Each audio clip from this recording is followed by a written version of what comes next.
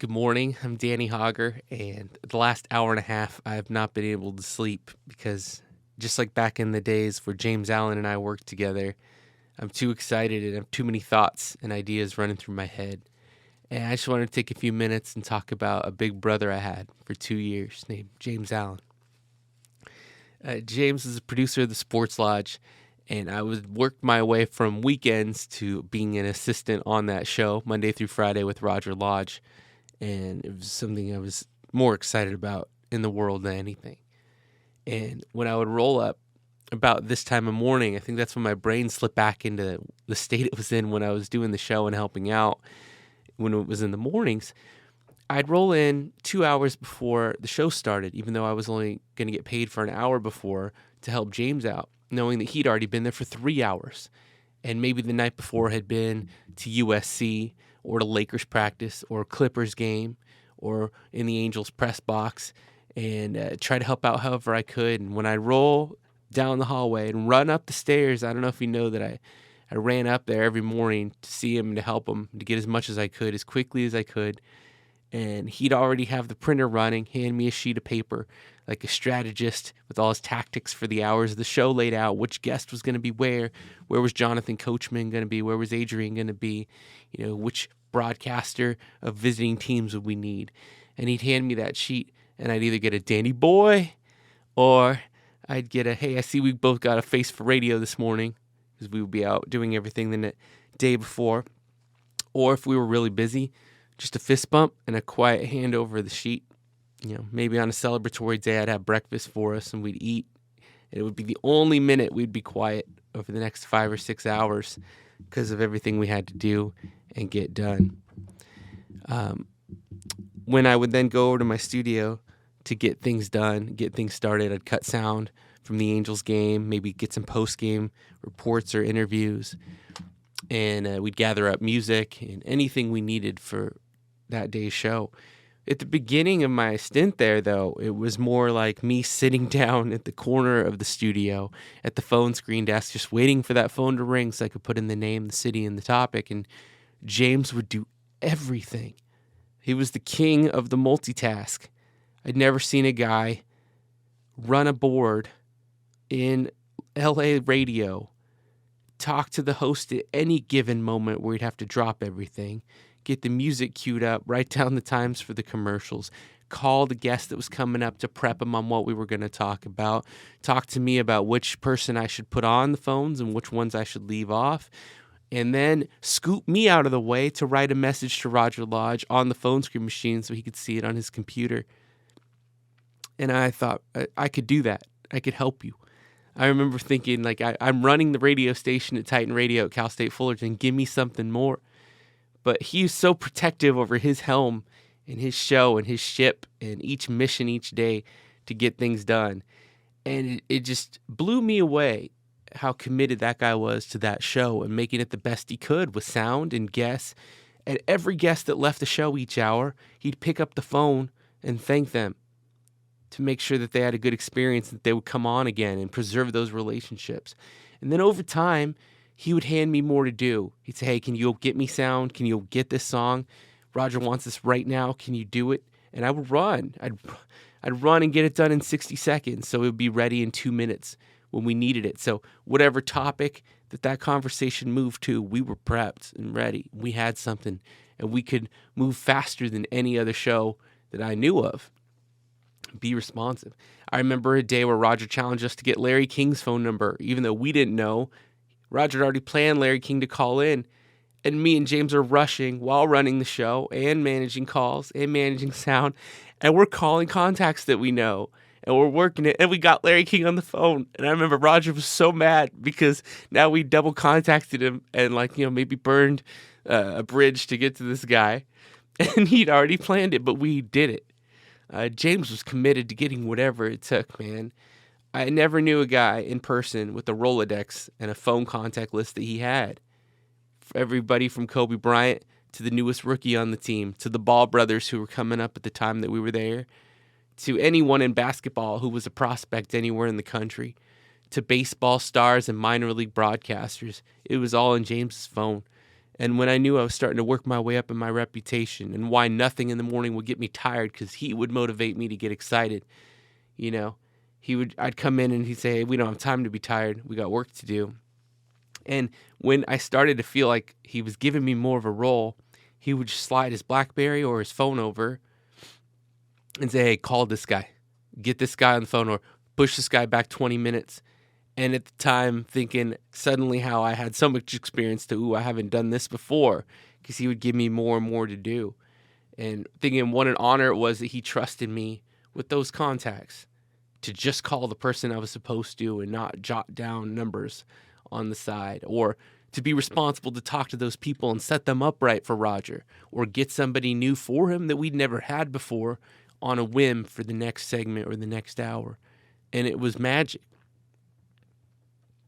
And that guy worked so hard. Other than my mother and Melba Beals at Dominican University, I'd never seen somebody work so hard on a day-to-day basis. And then the show would be over at 10. And he'd go off to practices, to family, to schools, to coach, to get more sound for the next day so it could all start over. And the weekend was never a break, because that's when all the big games were. And he'd be there. And he'd be in those rooms, and he'd talk to those players. And if you look at his Chicago God Instagram, you got photos of all the biggest athletes that have been over the past decade. And for just 2 years, he was my big brother. And I never had anyone else that saw me work like that firsthand and knew the sacrifices we both put in, because when he'd go that way, I'd go to school and then work 2 more part-time jobs and then go home. And I had $30 a week for groceries. And we'd come back and do it again. And we'd have so much fun, man. We watched all kinds of things happen. Great sports moments and championships and rookies of the year. And baseball stars and celebrities would come roll through. And we'd have comedians on. And we'd crack each other up nonstop. And James knew how to push me to get my best stuff on the air. And then he knew when to hold me back too and say, hey, that's not going to help you. That's not going to help you by saying that right now. Let's hold back. And he'd protect my character over time. And then he would watch my back in meetings, and we'd have each other's backs, and we'd look out for the show, and we'd look out for each other. And then I knew that second year and onward, he trusted me to where I was getting sound, and he knew I could get guests, and we would do it together. And eventually I slid in, and somehow he trusted me to run board, even though I always thought he was better at it. And we had segments together where all 3 of us were on the air, and I went from talking once an hour or once a show to feeling like I was the sidekick's sidekick. And James gave me that chance to shine with Roger. And that was really, really a cool time. And he taught me so many things. And we talked about life and faith and determination and frustration. And, you know, when we got upset or when something happened and somebody passed away, we watched history go in front of us. We watched things change in society. We watched things change in sports. And James always was there saying, hey, there's going to be another moment and another day and another laugh. And when he'd sit next to me, his big presence, his larger-than-life presence, he often wore like a White Sox like windbreaker, and his windbreaker would swoosh and make sounds when he'd slide across the room or from computer to machine or laptop to phone. Hands were always moving in there. We were always moving so quick, and it was just our 2 cars in the parking lot. And man, that guy was dedicated to his job and to his family and to that station. And when I had so many good times and good memories and hard work, real hard work, that he taught me those things in a real big way about what a producer was and what producer to the stars was. And then, I eventually had to move from those 3 part-time jobs to take a salary and take benefits and get married.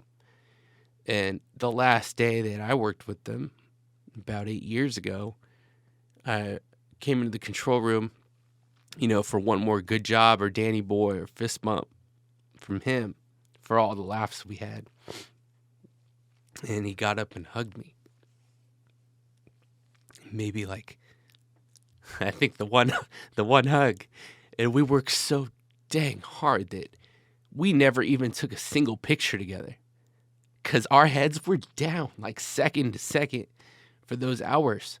We never looked up and we never thought about like holding that day because there was always something else to do. So, man, I knew that day I was going to kind of slip out of the circle again. But, my big brother, who was not always easy to work with or not eager at the beginning to let me in, I felt like really trusted me, and we learned a lot about each other, and I hope we're both better because of that. So, thanks, James, man. Thanks for opening the mic for me, for opening the show for us, for teaching me so many things that made me a better worker, a better broadcaster, a board op, and a junior producer to the stars. And I can't stop thinking of all the stories and the rundowns and the sound, and I just want to thank you for that. And if you are listening to this and can support his family, there's numerous resources available. And, man, I'll remember James Allen and tell my students about him too. Because he did a lot for me. He did a lot for his family, of course, for our show, and for sports history in Southern California. We were both transplants, him from Chicago and me from Stockton.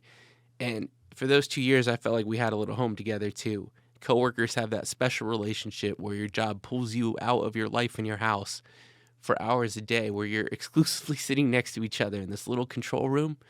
And, whatever it is that our broadcast legacies are, we had that time together, and that means a lot. So rest in peace, James Allen. Thanks you for everything you did, everything you were, and I'll never forget you, bud. Thanks, big brother. Peace.